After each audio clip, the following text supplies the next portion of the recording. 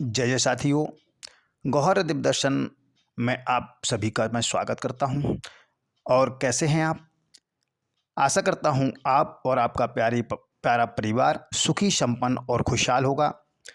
तो साथियों, आज मैं आपके लिए लेकर आया हूं एक ऐसा सरल लेकिन अत्यंत प्रभावशाली उपाय, जिससे घर में रुकी हुई बरकत, धन की कमी, अशांति दूर होने लगती है।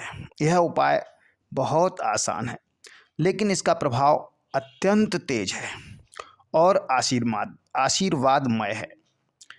तो अगर आपके घर धन आते हुए भी टिकता नहीं है, बरकत नहीं होती है, या घर में मानसिक अशांति बनी रहती है, तो यह छोटा सा नित्य उपाय आपके जीवन में एक बहुत बड़ा बदलाव ला सकता है। तो करना क्या है? आप हर दिन सुबह या शाम, जब भी आप अपने घर के मंदिर में पूजा करते हैं, बस उस समय आप एक सिक्का, चाहे वह सिक्का 1 रुपये का ही क्यों ना हो, ले लें। यदि 1 का नहीं हो तो 5 रुपये का सिक्का आप ले सकते हैं, या 10 रुपये का सिक्का भी आप ले सकते हैं। लेकिन जो सिक्का आप एक दिन लें, वही सिक्का आपको रोजाना निकालना है। तो करना क्या है? एक सिक्का आप निकाल करके अपने मंदिर में अलग रख दें। मंदिर में ना रखें, मंदिर में ही अलग रख दें, और उनका स्थान निश्चित कर दें एक अलग पैसा रखने का। उसे आप रोजाना एक सिक्का निकाल करके आपको रखना ही रखना है। यह आपको रोज करना है और बड़ी श्रद्धा और विश्वास के साथ करना है इसे। अब आप क्या करेंगे कि ये जैसे ही अमावस्या आती है, अब अमावस्या आए तो उस दिन इन सारे संचित सिक्कों को एक लाल कपड़े में बांध करके और गौशाला में दान कर दें। आपके आसपास कहीं गौशाला होगी, वहाँ दान कर दें। गोदान सदा से सर्वश्रेष्ठ दान माना जाता है, और अमावस्या का दिन यह कई गुना प्रभावी बना देता है इसे। तो इससे आपको क्या होगा? इससे लाभ क्या होंगे? घर में रुकी हुई बरकत वापस आने लगेगी आपके। घर की कमी, सारी धन की कमी, घर में जो भी धन की कमी है वो धीरे धीरे दूर होने लगेगी। नकारात्मक ऊर्जा, बाधाएं जो आपके घर में हैं वो समाप्त होने लगेंगी। सौभाग्य और समृद्धि का प्रवाह बढ़ने लगेगा। दिन दूनी रात चौगनी उन्नति के मार्ग खुल जाएंगे आपके।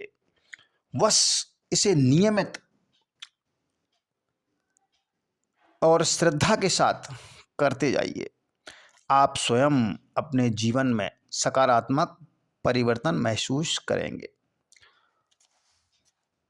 यदि आपको यह उपाय अच्छा लगा हो तो वीडियो को लाइक करें, अन्य लोगों को तक पहुंचाने के लिए शेयर करें, और ऐसे ही आध्यात्मिक ज्ञान पाने के लिए हमारे चैनल को सब्सक्राइब अवश्य कर लें। ईश्वर से यही प्रार्थना है कि आपके घर में सुख, शांति, समृद्धि का सदैव वास रहे। और साथियों, आज मैं आपको एक छोटी सी कहानी के रूप में बताता हूँ। आपको ये उपाय हो सकता है कि ऐसा लगे कि ये उपाय पता नहीं काम करेगा या नहीं करेगा। तो साथियों, ये उपाय, कोई ये उपाय हो या कोई भी उपाय हो, जब तक आपको भरोसा नहीं होगा तो यह काम नहीं करेगा। ध्यान करिएगा, ये नहीं, कोई भी उपाय काम नहीं करेगा।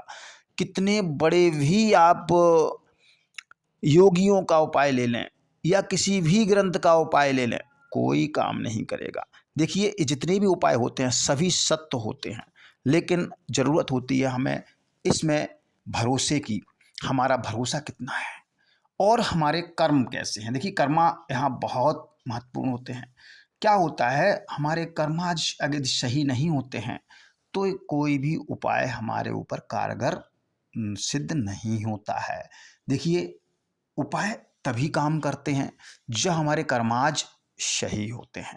तो सबसे पहले हमें अपने आप को फिल्टर करना होता है, अपने आप के कर्मों को सुधारना होता है। क्या होता है, देखिए, आपको एक छोटी सी कहानी मैं बता देता हूँ। हमेशा अपने कर्म में प्रधानता रखिएगा। घर में एकता और प्रेम रखिएगा।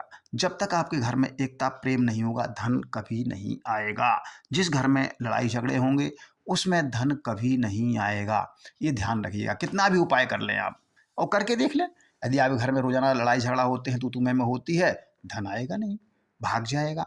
दरिद्रता का निवास होगा, क्योंकि दरिद्रता को लड़ाई झगड़ा पसंद है।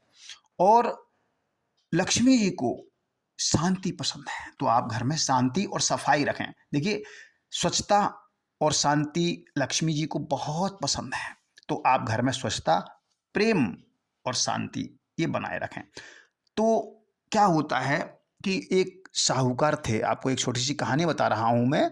तो क्या होता है, साहूकार जो जो थे, उनके यहाँ लक्ष्मी का बड़ा प्रभाव था। साहूकार बहुत दानी थे, धर्मी थे। तो लक्ष्मी उनके घर में वास करती थी। एक बार लक्ष्मी का समय पूरा हुआ तो लक्ष्मी जाने को हुई, लेकिन साहूकार के अच्छे कर्मों के कारण उसे स्वप्न में आकर के वो बोली, ए साहूकार, मैं तेरे घर से कल चली जाऊंगी और उसके बाद परेशानियां तुम्हारे घर में आएंगी, व्यवधान तुम्हारे घर में आएंगे, रहने लगेंगे।